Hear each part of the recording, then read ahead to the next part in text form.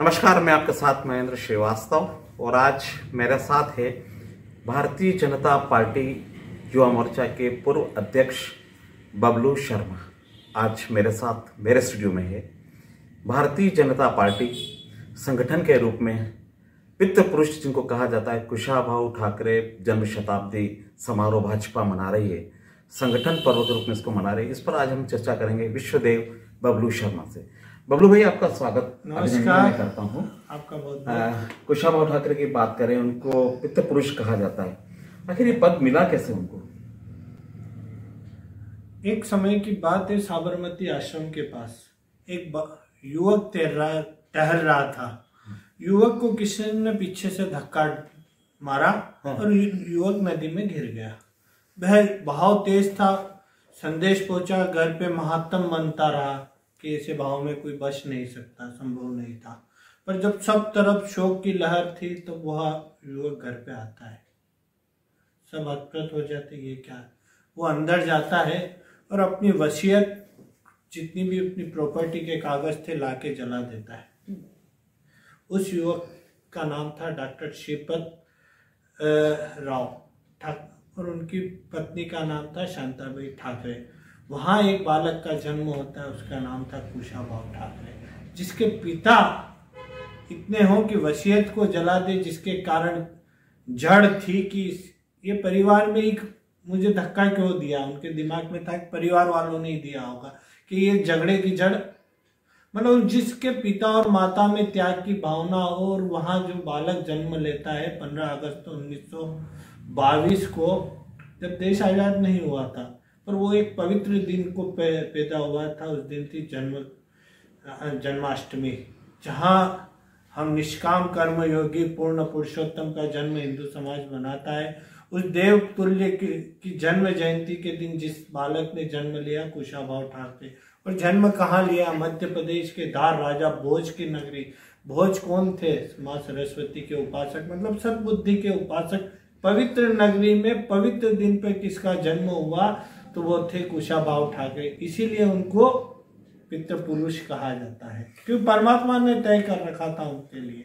राजनीति की बात करें, संगठन की बात करें, कब से उनका प्रवेश संगठन में हुआ? और एक और बड़ा सवाल आता है कि उन्होंने भारतीय जनता पार्टी को चुना, इसके पीछे भी कोई वजह?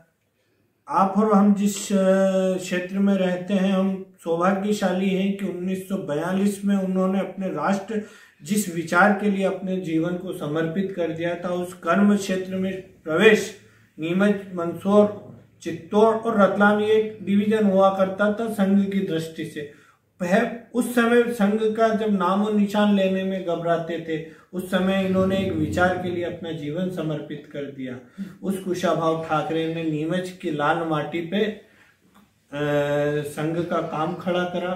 और 1956 में हम देखते हैं कि जब देश आजाद हुआ और जब डॉक्टर श्यामा प्रसाद मुखर्जी और पंडित दीनदयाल उपाध्याय ने संघ की जनसंघ की स्थापना करी, तो विचारधारा को प्रभावित करने के लिए मठ नहीं कह सकते, स्तंभ की आवश्यकता थी। ऐसे स्तंभ जिसके आगे खड़ा होकर, क्योंकि वे दिव्य दृष्टि लोग थे, कि एक विशाल वटवृक्ष खड़ा होगा, कि ऐसे नींव के पत्थर तैयार करने थे। तो उनमें से एक पत्थर था कुशाभाऊ ठाकरे। उनको कर्मयोगी भी कहा गया। निष्काम कर्मयोगी, खुद के लिए कुछ नहीं करा। हम जानते हैं, मेरे को याद आता है कहाँ पढ़ने में आया था, सुंदरलाल जी पटवा के लिए। वे कहते थे, सुंदरलाल जी मेरे को धोखे से राजनीति में लिया है। जब ठाकरे जी 17 वर्ष की आयु में सुंदरलाल जी संघ से जुड़ गए थे। प्रचार संघ की 6 साल उन्होंने प्रचारक जीवन सुंदरलाल जी ने व्यतीत करा। तब कुशाभाऊ ठाकरे कुकड़ेश्वर जाते हैं। हम आज तो चकाचौंध सड़कें, चकाचौंध गाड़ियों पे जाते थे, साइकिल से मंदसौर से कुकड़ेश्वर गए और श्रद्धे सुंदरलाल जी पटवा के पिताजी, जिनको मन्ना लाल जी पटवा कहते हैं, उनसे भेंट करी और उनसे मांगा कि मुझे तुम्हारा पुत्र दे दो। अच्छा अच्छा अच्छा, मतलब आप कल्पना करो कि कोई संगठन के लिए किसी कुछ धन मांगता है, पर इन्होंने व्यक्ति मांगे और हीरे मोती मांगे। कहा पटवाई, उस समय कोई सोच सकता था? आज तो हर कोई आगे परोस देता अपने बेटे को, जाओ लच्छेदार पार्टी हो गई, ये सारी चीजें हो गई है। पर उस समय सुंदरलाल पटवा को ठाकरे जी ने निकाला और फिर हम देखते हैं कि सुंदरलाल पटवा प्रदेश के 2 बार मुख्यमंत्री रहे, विपक्ष के नेता रहे, केंद्रीय मंत्री रहे। मतलब वो खुद चाहते तो खुद भी बन सकते थे कुशाग्र भाव, इसलिए उनको कहते हैं निष्काम कर्मयोगी। विश्वदेव, आप जिस तरीके से बात कर रहे हैं और आज की भाजपा को अगर अपन देखते हैं, चकाचौंध वाली भाजपा हो गई। गाड़ियों से नीचे कार्यकर्ता नहीं उतरते, नेता नीचे नहीं उतरते हैं। और जिस तरीके से कुशाभाऊ ठाकरे जी ने राजनीति की शुरुआत करी, आपने सुंदरलाल पटवा जी का भी जिक्र यहाँ पर किया। क्या बदलाव आएगा उनके पद चिन्हों से? कोई भाजपा में बदलाव आएगा? आज की आप परिवेश भाजपा का देखें। निश्चित ही भारतीय जनता पार्टी, आप देखें कि कुछ जो कर्मयोगी होते हैं, दिव्य दृष्टा होते हैं। हम एक कहावत है कि जो लोग बीज बोते हैं वो कभी उसका फल नहीं देख पाते हैं, उसका स्वाद नहीं कर पाते। पर कुशाभाऊ ठाकरे वे दिव्य जीवी, वे दिव्य आत्मा थे जिन्होंने जनसंघ भारतीय जनता पार्टी का बीज बोया। और देश के प्रधानमंत्री के रूप में अटल बिहारी वाजपेयी जब बैठे तो वो एक फल था, उसको देखा। वो एकमात्र इस पृथ्वी पे अगर कोई जीव हुए तो कुशाभाऊ ठाकरे हुए, जिसने बीज भी बोया और उसको फल के रूप में भी देखा। तो हम कह सकते हैं कि कुशाभाऊ ठाकरे ने अपने समर्थक नहीं तैयार करे भारतीय जनता पार्टी में।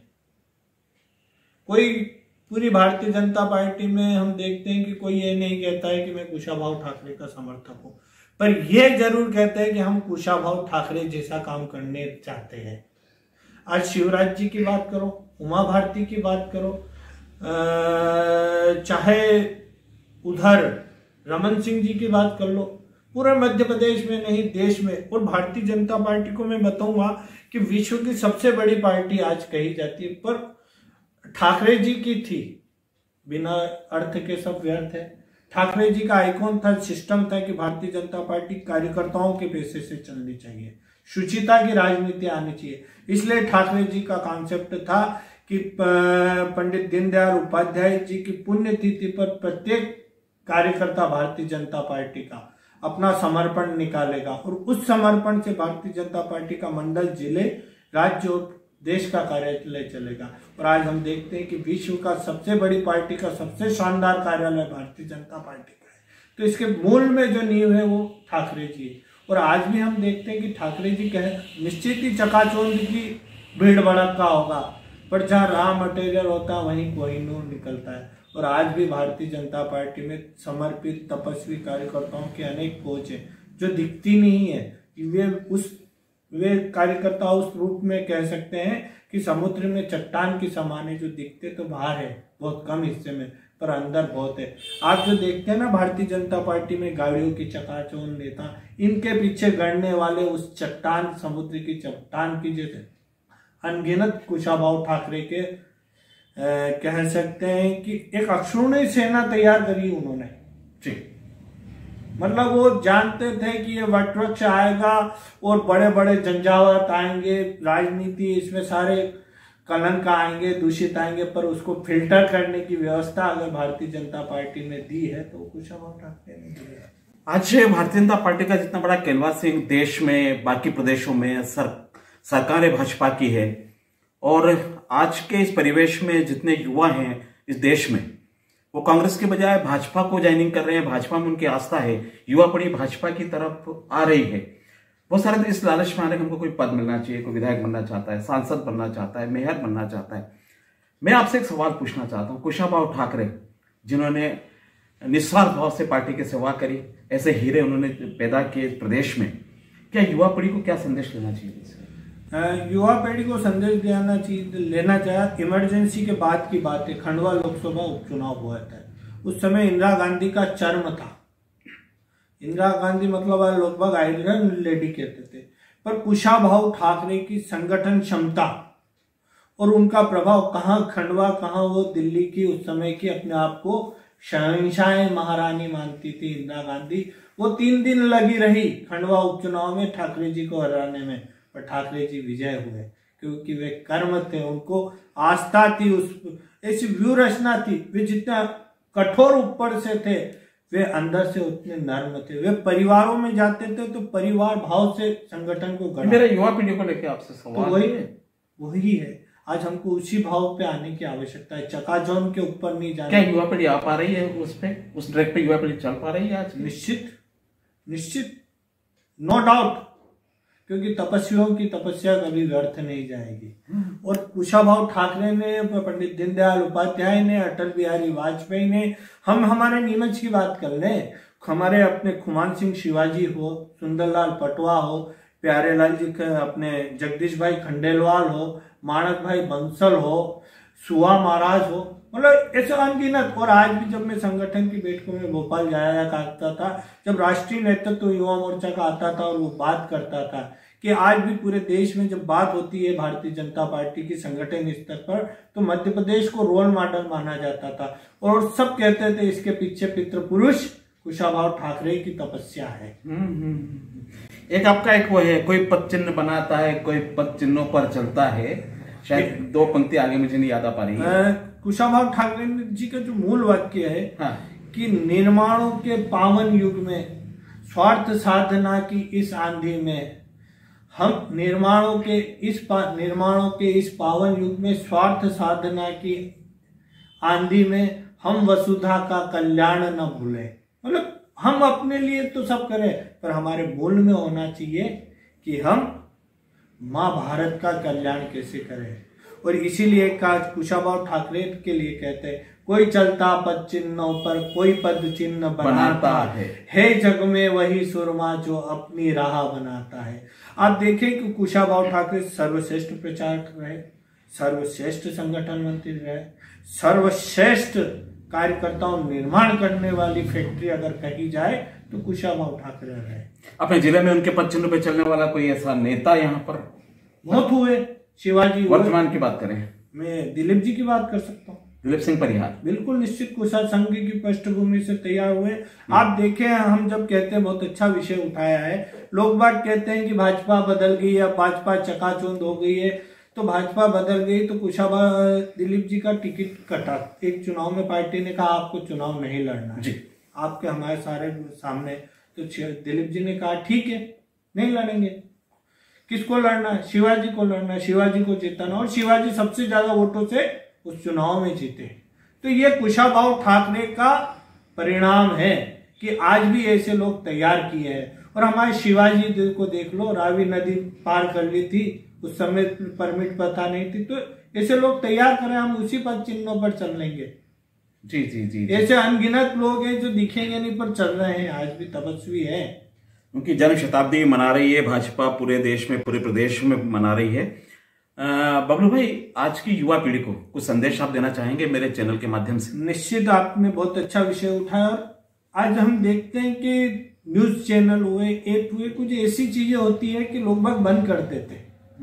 कुछ कॉन्सेप्ट ऐसे है, यार क्या कॉन्सेप्ट है, पर मैं आपको धन्यवाद देना चाहता हूँ कि आपने नया कॉन्सेप्ट लेकर लोग जनता के बीच में आए।